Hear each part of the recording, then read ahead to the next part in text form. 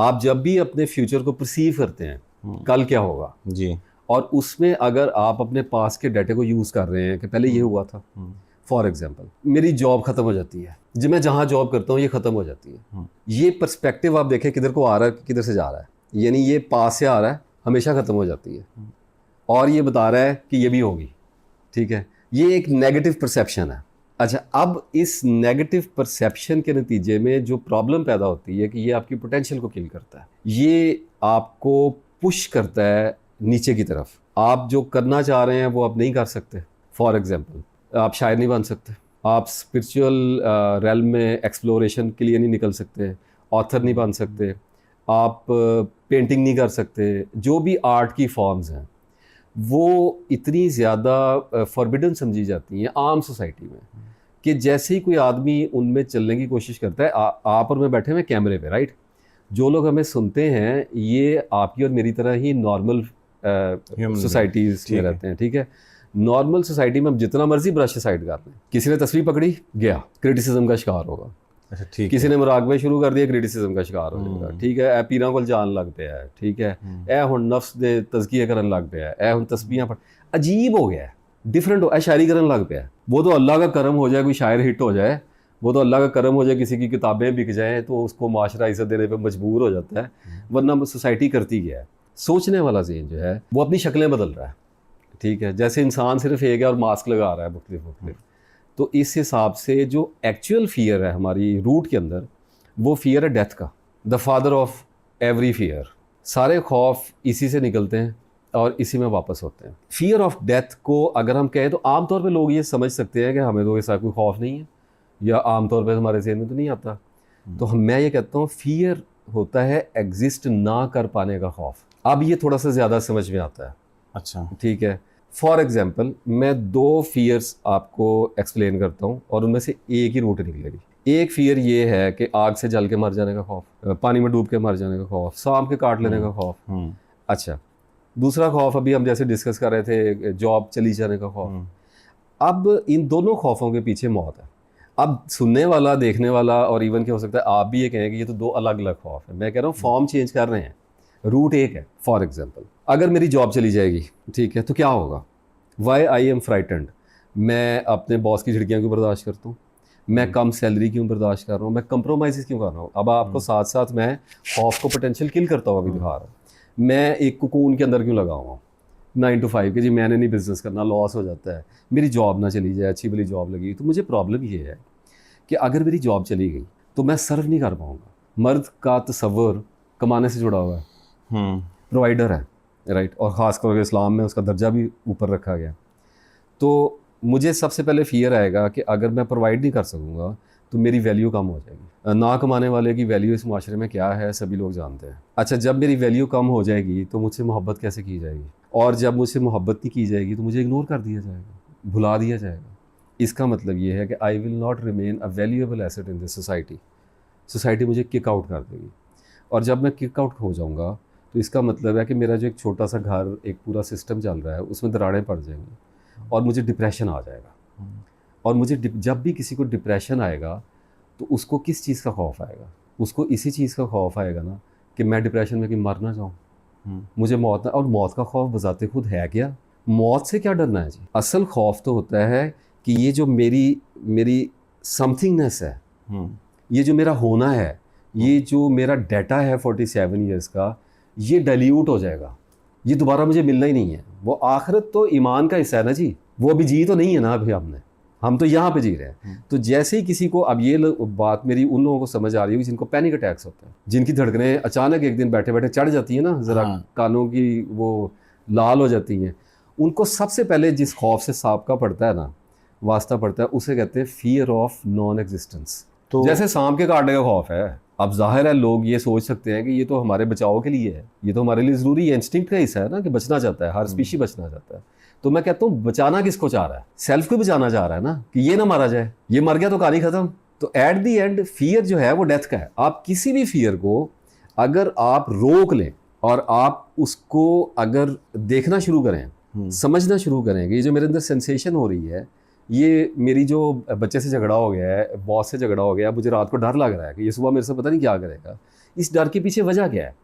तो layer by layer जब वो उसको डिस्कवर करेगा तो उसे पता चलेगा कि सारे खौफ सेल्फ के हैं। सेल्फ को अपनी इज्जत की पड़ी हुई है, अपने बचाव की पड़ी हुई है। 24 घंटे, every second, even right now you are listening to me, I am talking to you, right? हमारे सेल्फ अपने बचाव के लिए कॉन्स्टेंटली ऑब्जर्व कर रहे हैं। ये इतना साइमल्टेनियस है, इतना स्पॉन्टेनियस हो रहा है। यानी सेल्फ, एक आदमी को जालिम होने के लिए सेल्फ के नॉलेज की ज़रूरत नहीं है, सेल्फ को पालने के लिए सेल्फ के नॉलेज की ज़रूरत नहीं है। You just will have to live with your self and that is all. You just eat, you enjoy your life, right? आपको सेल्फ के नॉलेज की क्या ज़रूरत है? ये स्पॉन्टेनियस चल रहा है। आप किसी आदमी को पकड़ लें, वो अपनी बीवी बच्चों को लेके, अपनी सिक्योरिटीज़ को लेके, जिबिलतों को लेके, वो एक ऑटोमेटिक प्रोसेस के अंदर चल रहा है। लेकिन अगर आप डीप डाउन जाके देखें तो इस दुनिया में कोई इंसान ऐसा नहीं होता जो खौफ का शिकार नहीं है। खौफ अगर है तो गम है, अगर गम है तो खौफ है, अगर गम नहीं है तो खौफ नहीं है, अगर खौफ नहीं है तो गम नहीं है। यही वजह है कि अल्लाह ताला ने कहा है कि मेरे दोस्तों को ना कोई खौफ होगा ना कोई गम होगा। फियर की जो बेस रखी हुई है ना जी, एक तो खौफ फूटता है मोहब्बतें जब हद से ज़्यादा बढ़ जाती हैं, अटैचमेंट्स कहते हैं इनको। जब हम अपनी मोहब्बतों को पोजेस करने लग जाते हैं, बचा देता है अल्लाह ने ले भी लेना है, ठीक है, या अल्लाह उसको ले लेगा या आपको उससे ले लेगा। दो ही रिजल्ट निकले, तीसरा तो कोई है नहीं है, राइट? तो इसके जानने के बावजूद कल आप डिस्कस कर रहे थे कि अल्लाह ने फितरी तौर पे हमारे दिल में डाली है कि आप सल्लल्लाहु की आंखों से आंसू टपके हैं, तो नेचुरल है। लेकिन कुछ लोग इसको पोजेस कर लेते हैं। कल आप डिस्कस कर रहे थे कि माँ बहू पे जुल्म करने लग जाती है, मैनिपुलेशंस पे आ जाते हैं, ये पोजेशन है, ठीक है? तो इसी मोहब्बत से खौफ फूटता है। अगर आप बहुत ज़्यादा अटैच रहेंगे चीज़ों के साथ, अटैचमेंट का मतलब ये है कि कंट्रोलिंग हो जाएंगे। मेरा बच्चा है, मेरे खिलाफ कैसे कर सकता है? सही। मेरा बच्चा है, डॉक्टर क्यों नहीं बनता? मेरा बच्चा मेरी मर्जी से शादी क्यों नहीं करता? मेरा बच्चा मेरी मर्जी से अपने मेरे कारोबार को क्यों नहीं चला रहा है? मेरा बच्चा अपनी बीवी को मेरी मर्जी से क्यों नहीं चला रहा? ये अटैचमेंट बच्चे के साथ जो है, ये आपको डिफरेंट फियर्स में मैंने डिस्ट्रीब्यूट होती हुई दिखाई है, राइट? ये पहली रूट हो गई। दूसरी रूट इग्नोरेंस, जहालत के बारे में मैं एक चीज़ वाज़े कर दूं कि आम तौर पे जब हम कहते हैं जाहिल का बड़ा खाब भी पड़ी रही पीछे, जाहिल का मतलब सर कम पढ़ा लिखा या लाइल होना नहीं है। Lack of information is not ignorance. Wisdom का इससे कोई ताल्लुक नहीं है। ये बहुत बड़ी लग्जरी है पढ़ा लिखा होना। आप अभी आप you are writing right now, right? ये एक अल्लाह ताला से आप ब्लेस्ड हैं, ठीक है? लेकिन अगर गांव देहात के लोग पढ़े लिखे नहीं थे तो क्या उनमें अकलें नहीं थी? क्या उनमें विजडम नहीं था, दनाई नहीं थी? क्या वो जन्नत में नहीं जाएंगे? क्या अल्लाह ने उनसे मोहब्बत या उन्होंने अल्लाह से मोहब्बत नहीं की होगी? आपने एक मुहावरा अक्सर सुना होगा, एक लफ्ज़ बड़ा मुस्तमल है और आज आपको और सुनने वालों को उसको सुन के हैरत भी होगी, जिसे कहते हैं पढ़ा लिखा जहाल है बंदा। इसका मतलब है with loads of information you can become ignorant very easily, ठीक है? सर नेतन्याहू है, ट्रंप है, इतने बड़े बड़े साइंटिस्ट एथियस्ट हुए हैं, जहाल नहीं है पढ़े लिखे। मेरी नज़र में जहालत का मतलब चीज़ों को क्लैरिटी से ना देख पाना है, एज इट इज़ ना देख पाना है। जहालत का मतलब बाइस्ड होकर देखना है। जहालत का मतलब अपने लिमिटेड और नैरो परसेप्शन से परसीव करना है। ये खौफ की बहुत बड़ी रूट है। सही। आप लोगों को देखेंगे कि जैसे माँ बाप है, घर में बहू उठी नहीं है इतने बजे, तो उनको ये फियर आता है कि ये हमारी खिदमत करनी छोड़ देगी, ठीक है? ये इग्नोरेंस है। आप चीज़ों को क्लियर नहीं देख पा रहे हैं, आपको क्या पता है वो अंदर कैसे सोई है। लेट उठने वाले लोग भी होते हैं, लेकिन आप उसको परसीव करेंगे सिर्फ, तो आपके अंदर क्लैरिटी नहीं है, तो जहालत पकड़ लेगी, खौफ आ जाएंगे। सही। तीसरी रीज़न जो सबसे बड़ी मैंने ऑब्जर्व की है, हो सकता है लोग इस पर कुछ इत्तेफाक ना करें, जब अटैचमेंट होगी, अटैचमेंट के नतीजे में इग्नोरेंस आएगी, इग्नोरेंस के नतीजे में वायलेंस पैदा होगा। ये सारे खौफ की शक्ल है। जब वायलेंस पैदा होगा तो आप चीज़ों के साथ क्लिंग करना चाहेंगे, ज़िंदगी से चिपकना चाहता है। अपनी बीवियों से सारे इख्तिलाफात के बावजूद हम उनको छोड़ना नहीं चाहते। सही। अपनी औलादों से लड़ाई झगड़ों के बावजूद माँ बाप उनसे अलग नहीं होना चाहते। आप अपनी ज़िंदगी के सारी अटैचमेंट्स को जो कि आपकी पोजेशंस बन चुकी हैं, और उन पोजेशंस को कायम रखने के लिए आपको वायलेंस करना पड़ता है। और उस वायलेंस को करने के साथ साथ अब आप चूँकि वायलेट कर रहे हैं ह्यूमैनिटी को, रूल्स को, आप लव पैशन को फॉलो नहीं कर रहे, तो फिर आपको क्लिंग होना पड़ता है। यानी कि मियाँ बीवी लड़ने के बाद एक दूसरे के साथ वापस क्लिंग होते हैं और अपनी मोहब्बत का यकीन दिलाते हैं। और पुरानी दुश्मनी को ब्रश साइड किया जाता है। सही। उसके बाद फिर लड़ाई होती है और फिर क्लिंग किया जाता है। हम्म, तो ये इसकी बाई प्रोडक्ट्स हैं। ये खौफ की मुख्तलिफ शक्लें हैं जो मैंने आपको दिखाई हैं। एक इसकी मैं आज छोटी सी आपको मिसाल दे देता हूँ जिससे ये सारी चीज़ समझ आ जाती है। एक बंदा चला गया मेरे जैसे के पास और उसने कहा कि जी मैंने खौफ से निजात पानी है, हम्म, मुझे आप इसका कोई प्रैक्टिस कोई तरीका बताएं। उसने कहा कोई प्रैक्टिस कोई तरीका नहीं है, मेरे पास एक हॉल है, उसमें चलो, वहाँ पे खौफ दूर हो जाता है। हम्म, उसने कहा इसके लिए कोई प्रैक्टिस नहीं करनी पड़ती। उसने कहा 1 हफ्ते की प्रैक्टिस है, खौफ खत्म हो जाएगा। उसने कहा दोबारा नहीं आएगा, तो कभी भी नहीं आएगा। उसने कहा ठीक है, चला गया। तो वहाँ पे ना एक पूल बना हुआ था सही। और गहरा एक कमरा और बड़ा खौफनाक सा मंजर, उसमें एक पानी बिल्कुल ठहरा हुआ और उसके ऊपर एक फटा पड़ा हुआ था, ऐसे ना, एक बहुत छोटा सा, उस पर एक कदम रखने की जगह थी। वो उसको लेके गया, उसने कहा पानी में झांक के देखो। उसने पानी में झांका तो उसे इंसानी हड्डियाँ, उनका ढेर अंदर पड़ा हुआ नजर आया। उसने, शफाफ पानी था। वो डर गया, उसने कहा ये क्या है।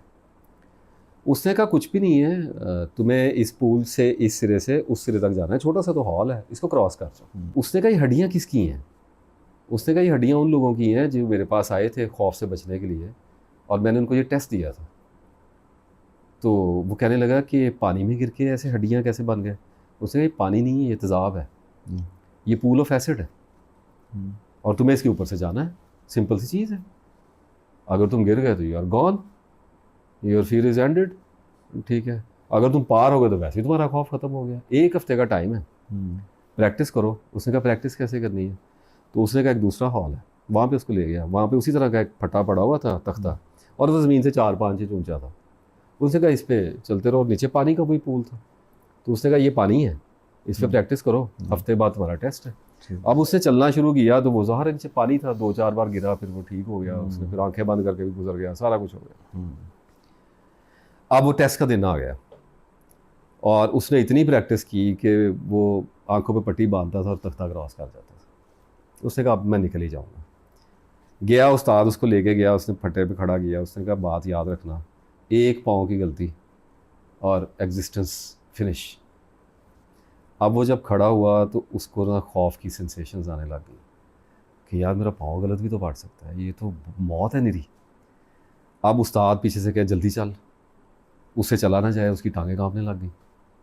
उस्ताद ने कहा चलता है या दूं धक्का। अब उसे पता था भाग मैं सकता नहीं, मैंने इस ओखली में सर भी खुद ही दिया है। उसने अल्लाह का नाम लेके अब चलना शुरू किया। यासिर साहब वही होना था, 4-5 कदम उठाए हैं तो टांगें कांपना शुरू हो गई। उसने उस्ताद का, उसने कहा मैं मर गया। उस्ताद ने कहा वापस नहीं है, धक्का मारूंगा, आगे चल। सेंटर तक पहुंचा, हार्ट बीट तेज़ हो गई, सांस फूल गया, उसकी आंखों के आगे अंधेरा आने लग गया, नीचे हड्डियां नज़र आ रही हैं। एकदम उसको चक्कर आया और वो शड़प करके पानी के अंदर। और ज़ाहिर है वो अब तेज़ाब की एक, और जैसे ही वो गिरा है तो उसके कानों में आवाज़ आई है उसके उस्ताद के ज़ोर ज़ोर से हंसने की। और वो गिरा है और ज़ाहिर है आपको पता चले कि आप तेज़ाब के पूरे पूल में ही गिर गए हैं। हाँ। उसने एकदम हाथ पाँव मारे कि गल गया मैं और मर गया, और सारा जलन और दर्द।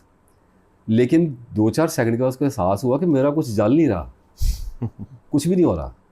तो इतनी देर में उसने, अब जब ज़ाहिर है पानी के अंदर से जब बाहर आया तो उसने देखा, होश है, उसको पता चला कि ये तेज़ाब नहीं है।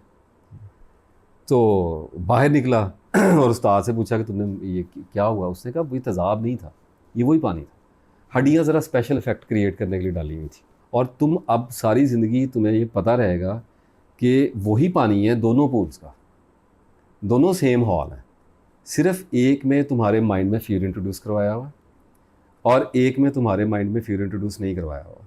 तो तुम अपनी पोटेंशियल दोनों जगह पे चेक करके आए हो। तो ये फियर है जो हमें पुश करता है, हमें खींच लेता है, डबो देता है, हमें गिरा देता है। ड्राइविंग टेस्ट देने का फियर, सही। मैं देने गया, मेरी टांगें काम गई, वही गाड़ी में 10 साल से चला रहा हूँ, एम ही खाम खा वो फ़ोटो खिंचवा रहे हैं और ऐसे करें वैसे करें, तो खौफ आ गया। ठीक है, शादी का खौफ। इसी तरह से आप जिस जिस फियर को टेस्ट के तौर पे लेते हैं ना, जब भी हमारे ऊपर कोई टेस्ट आता है तो हम डर जाते हैं। जैसे इंटरव्यू देने का खौफ, जॉब के लिए जाने का, CSS करने के लिए बहुत बड़ा फिनोमिना है कि इंटरव्यू होता है। ठीक है, लोग निकल जाते हैं रिटर्न में से, लेकिन इंटरव्यू में उनकी पर्सनैलिटी, तो दबाव पड़ जाता है इंसान के ऊपर। इलाज क्या है? बड़ा सिंपल सा है, एक तो तरीका होता है कि आप अपने फ्यूचर को थोड़ा पॉजिटिविटी से देखें। मैं माजरत के साथ लॉ ऑफ अट्रैक्शन का हामी नहीं हूँ, ठीक है। उसके पीछे सिर्फ एक रीज़न है, फ़िलासफ़ी सारी एक ही है, ओरिजिन भी एक ही है, मज़हब भी एक ही है, बातें भी एक ही हैं, सिर्फ उनको थोड़ा सा कुकिंग अलग अलग है।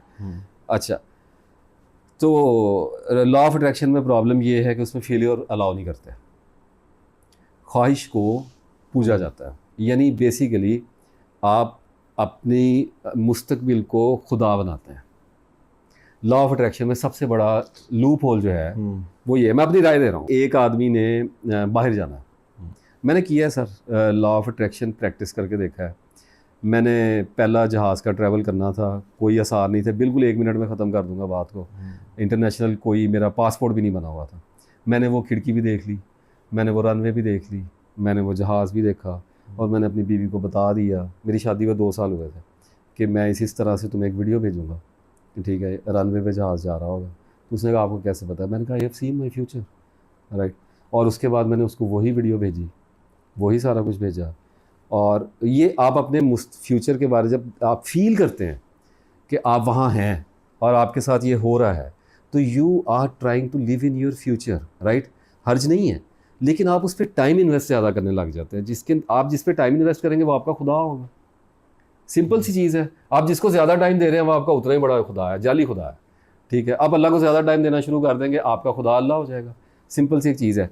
लेकिन लॉ ऑफ अट्रैक्शन को अगर थोड़ा सा हलाल कर लिया जाए, हाँ, थोड़ा सा ठीक कर लिया, जैसे मुर्गी एक ही है ना सर, आप कल वो मैकडोनल्ड की बात कर रहे थे, ठीक है। अगर उसको आप झटके से मार दें वो हराम है, हाँ जी। अगर आप उसको हलाल कर लें तो मुर्गी एक ही हाँ है, जी। ठीक है। तो अल्लाह पे अच्छा गुमान प्रॉफिट सल्लल्लाहु अलैहि वसल्लम ने हमें रिकमेंड किया है, ऑर्डर किया हुआ है, ठीक है। और बल्कि यहाँ तक कहा हुआ है कि मरते हुए भी अल्लाह के बारे में अच्छा गुमान रख के मरना, डर ना जाना उस वक्त कि अल्लाह पता नहीं जहन्नम। और अभी आप मुझसे बात ऑफ द लाइन यही बात हो रही थी जहन्नम की, तो मैंने कहा हमें तो नहीं है, अल्लाह पे अच्छा ही गुमान है, ठीक है। तो हम लेकिन करते क्या हैं कि हम उसमें डिस्ट्रक्शन को अलाउ करते हैं, एक्सपेक्ट नहीं करते। हम कहते हैं कि हमें फेलवर आएगा, अगर कोई ज़रर पहुंचेगा, नुकसान, बीमारी, अल्लाह ताला ने आजमाना है हमें, तो हम इन्ना लिल्लाहि व इन्ना इलैहि राजिऊन पढ़ेंगे, सब्र हमें दिया जाएगा, हम अल्लाह से दुआ करेंगे। तो हम मेंटली नेगेटिविटी के लिए रेडी ज़रूर हैं, हम उसको ये नहीं कह रहे आनी आनी आनी आनी, हम दुआ अच्छे की करते हैं। और मेरा अल्लाह की ज़ात पे हमेशा यही गुमान रहा है कि मुझे बचाएगा, मुझे निकाल लेगा। आपने कभी अपने बारे में सोचा है कि आपको अल्लाह तकलीफ़ देगा? कभी अपने बारे में सोचा है कि अल्लाह नाउज़ुबिल्लाह आपको आखिरत में बख्शेगा नहीं? तो अल्लाह पे हमारा गुमान अच्छा ही है ना। एक तो ये है कि when somebody tries to look into the future, for God's sake, look with a positive mind. ठीक है। आप नेगेटिव जितना भी कर चुके हैं, जितना भी कर चुके हैं सर, आप बॉस ਦੇ ਨਾਲ ਮੂੰਹ ਮਾਰੀ ਹੋ ਗਈ ना, क्या ਤੁਹਾਨੂੰ जो कहना सी उन्हें ਕੱਢਤਾ नौकरी, ठीक है। आगे क्या होगा अब ये फ्यूचर में देखना है, राइट। पॉजिटिव देखें, अल्लाह खैर करेगा। मैंने एक वीडियो में कहा था कि मेरा तो एटीट्यूड ही अल्लाह के साथ यही रहा है, रवैया ही ये रहा है कि मैंने हमेशा अल्लाह से एक दुआ मांगी, मैं कहा या अल्लाह मैं सियाना बहुत हूँ, अकल मेरे, बुल्ले शाह ने कहा था ना मेरे तो ना कोई और सियाना, तो मेरे सर ये स्पिरिचुअलिटी में अकल बहुत आदमी की फूल जाती है। वो बंदा कहता है यार मैनू भी बहुत ही पता लग गया। तो मैं अल्लाह कहता हूँ या अल्लाह मैं हमेशा तेरे को आना इको स्टेट से आना कि मैं बेड़ा गर्क कर रहा, अपनी रंग बिरंगियाँ स्ट्रैटजियाँ बना के ना मैं बेड़ा गर्क करके तेरे को आया ना, और तू मैनू हमेशा ठीक करके देता, मैं तेरे को बर्तन तोड़ के लेके आना, ठीक है। यू आर द क्रिएटर, मैंने जोड़ दे दोबारा, तो अल्लाह जोड़ देता है। एक तो ये पर्सपेक्टिव। दूसरा पर्सपेक्टिव ये है कि प्लीज़ अगर कोई सुन रहा है एटलीस्ट ट्राई करके देखें, करने में कुछ नहीं जाता। Try to live a unpredictable life.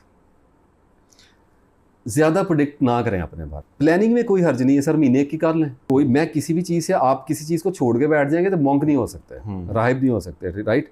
आपने आना है तो हमने खाना खाने जाना है, मैं प्लान करना पड़ेगा कि तो ये प्लानिंग्स होती हैं, लंबी प्लानिंग।